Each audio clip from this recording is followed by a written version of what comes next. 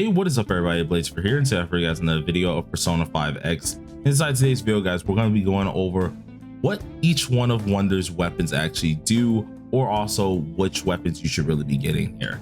Now, I'm gonna straight up be honest with all of you guys, all of Wonder's weapons are really much so worth it. So it really just comes down to knowing exactly what they do, and this was a viewer request. So of course, we're going to go ahead and do it today for you guys so you can actually know exactly what they do, how they can be utilized, and for what teams really. So if you guys are interested in this, be sure to sit back, relax, and enjoy the video. We're almost trying to hit, or at least we're trying to hit 4K before the end of the year, or at least before my birthday, which is the anniversary of Persona 5X.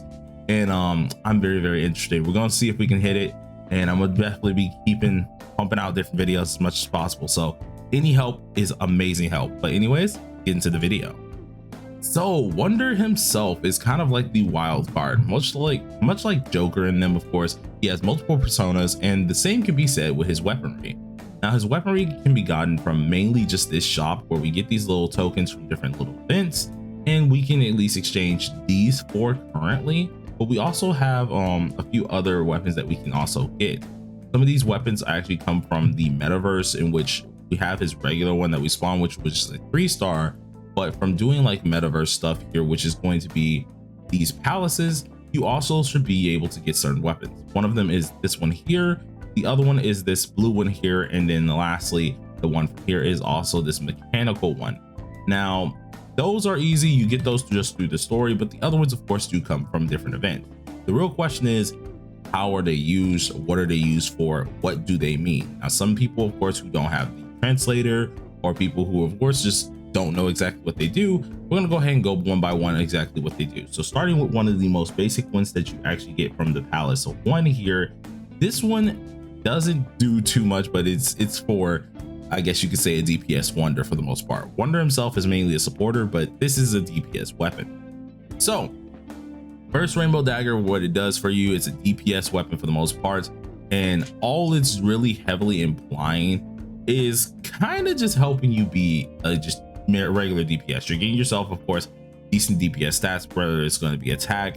You're also helping yourself out in general, just with all of those being crit rate and crit damage, things of that nature. That can really amplify a lot of his DPS status.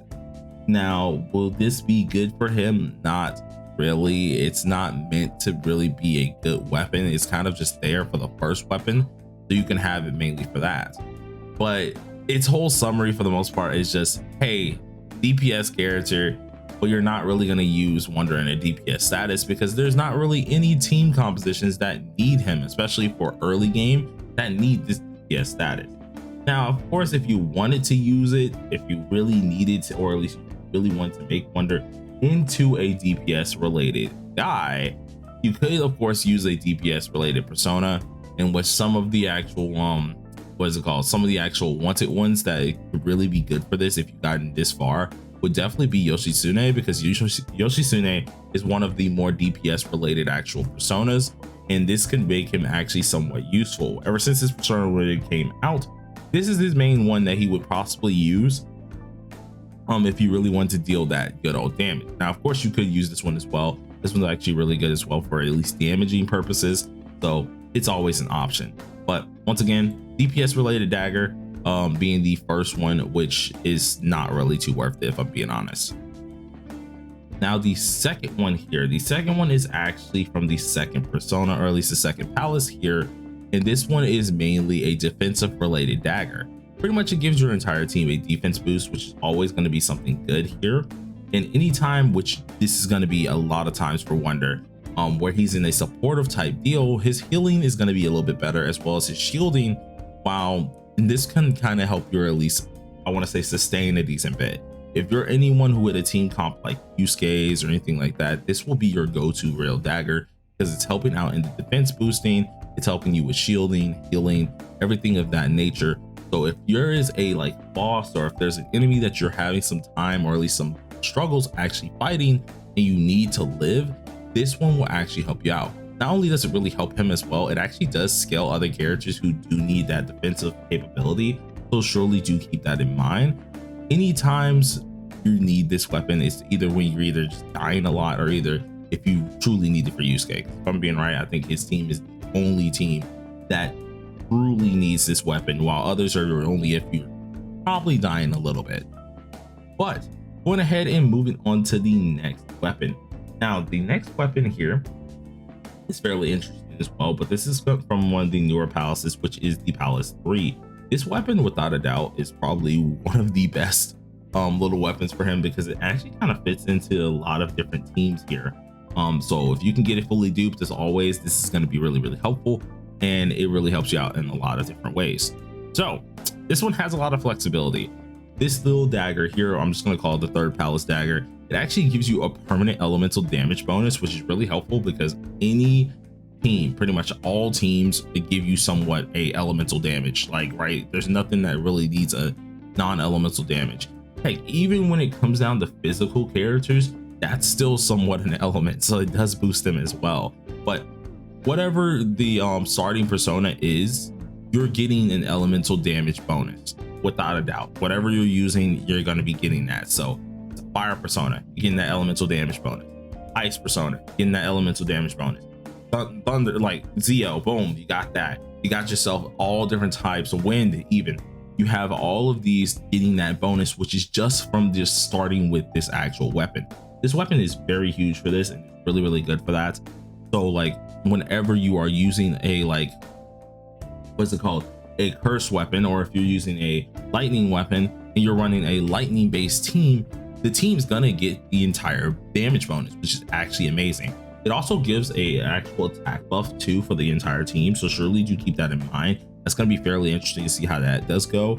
And all in all, it's not for DPS. Surprisingly enough, it's actually meant for supporting. So this is actually a really good support little weapon here, and I gotta say, probably one of the best weapons that you can get as a free to play, or just anyone who's really playing this game for quite some time. Heck, I use it for majority of my team builds as well, and it is freaking amazing. So this is one of those weapons that you guys want to go ahead and get. It's going to be insane. It goes with so many different teams that you really won't freaking just like be too bad about that. It just goes with way too many teams. So awesome, amazing freaking team here. Now moving on to the next weapon here. Now the next weapon here is from the little shop that I showed you earlier. And so you need some of these little coins, where you get them from Velvet, or whether you get different events here. And that is going to be this one. Now, if I remember, I don't remember what it was called. Hold on, I might actually need to look at what this one was called for a second here. Oh, the Ancient Dagger. So the Ancient Dagger is not from any of the palaces. This is the one that you have to exchange here. So if you, I'm saying this right now, only the next few daggers, only invest into these if you are truly wanting to invest into the team. So as you can see, I don't have any real dupes into this one. I have one. This was when I was being stupid. Same as my Blessed Dagger. I have one dupe to that, in which I was being kind of dumb about that. I shouldn't have done that. But only invest into these daggers if you know you're about to heavily invest into the team. So for this dagger here, it actually decreases enemy defense based on the amount of elemental elements. So yes, Vino, those characters that will apply those will be amazing for this. So whenever you have this, of course, it's going to be absolutely amazing. But do not use this. Do not use this if you do not have Vino, right? If Vino is not on your team, if Vino is not like pretty much duped out, there is no reason to use this. Reason being is because the Palace 3 dagger is actually really, really good for this. And that's going to be also kind of the main deal for all of the next few daggers for the most part here. These daggers are really niche. You need to put a lot of investment in them. You need to have characters that really invest into them as well. But depending on if you don't have a lot of elemental elements, you won't be using this dagger. If you use Vino and you have a ton of them, then you definitely will go ahead and use this dagger. He's able to actually kind of be a little bit of a DPS with this as well, to some extent, though he's kind of in that middle ground where he's a supporter slash a DPSer, and it's going to help you out while it also helps him deal some damage himself to get those elements off as well. Now this can be used with any team as long as Wonder has a ton of attack on him, and as long as mainly he's gonna have Vino with him. So whenever you use this weapon, Vino needs to be attached to that team. He needs to be like kind of like a DPS, meaning he needs a lot of attack, and then whatever his teammates are need to help him out.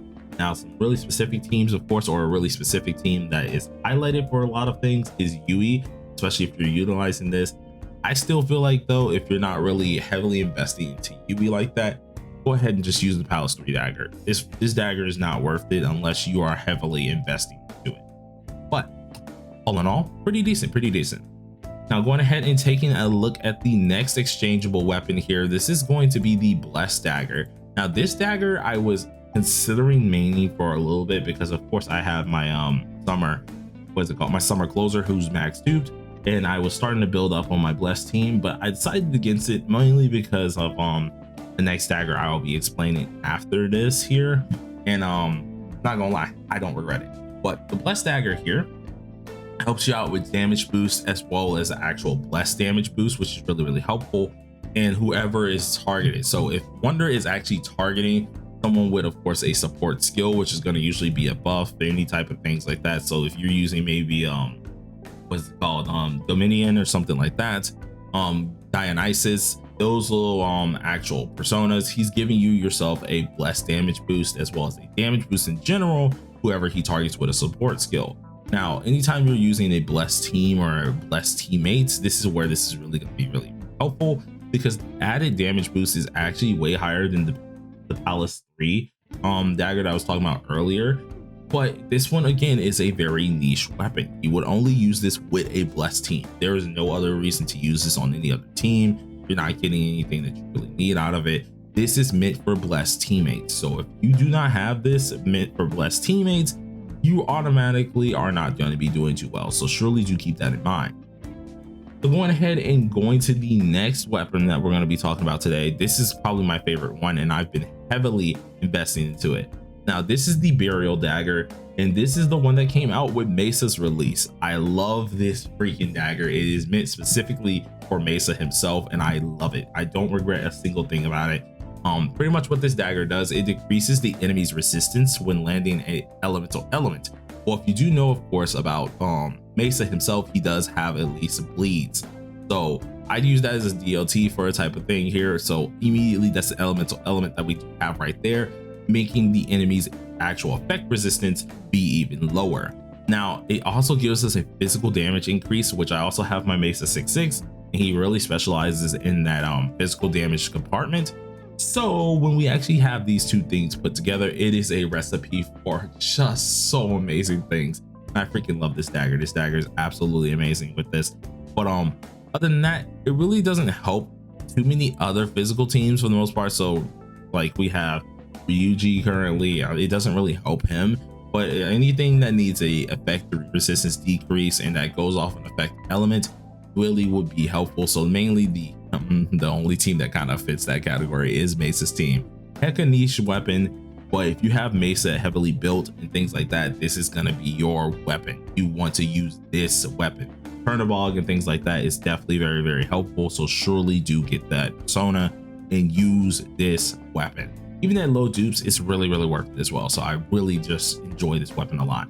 But yeah, now that I've done enough of glazing on that goddamn weapon here, I'm gonna go ahead and go into the last weapon that's in game before we go ahead and go to the newest weapon that's actually going to be coming out here.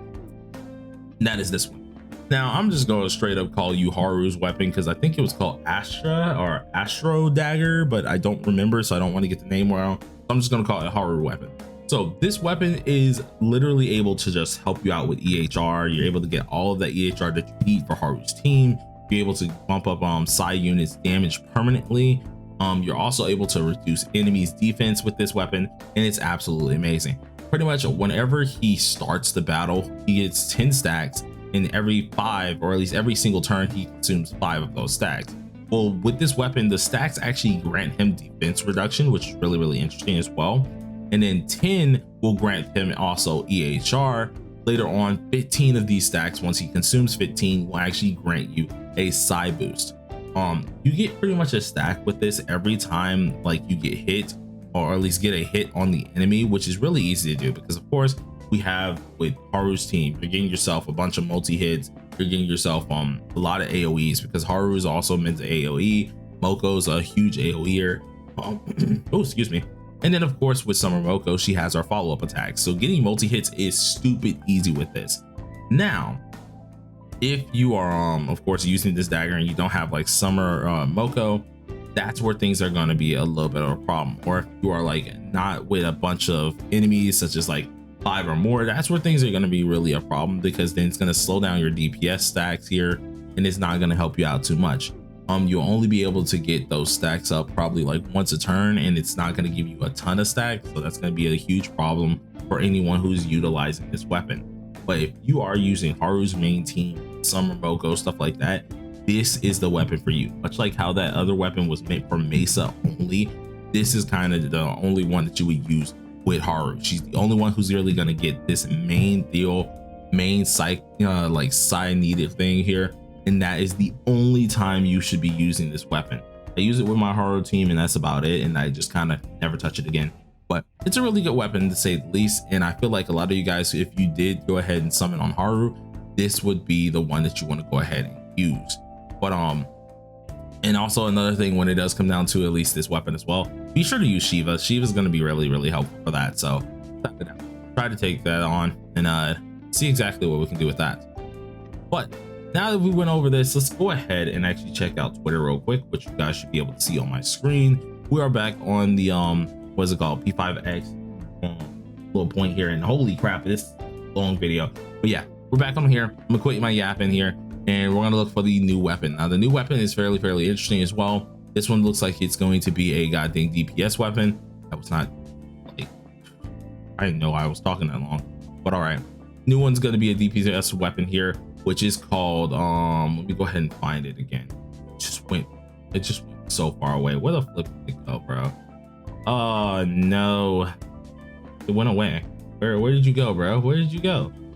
That sucks. Oh, here it is. Okay, so this one's called the Beast Fang weapon. You get 4 stacks of hunting beast when using a dealing damage with a persona skill. So anytime that at least one does any damage to someone, you then also get an additional stack of hunting beat, which when he does damage 4 times, he's able to deal at least a little bit more than that. Now, hunting beat itself is able to boost up your crit rate and your crit damage, which is also really nice here, but also able to increase damage dealt by Wonder for 1 whole turn, up to whole 5 stacks. So this is going to be a heavily DPS reliant type weapon here.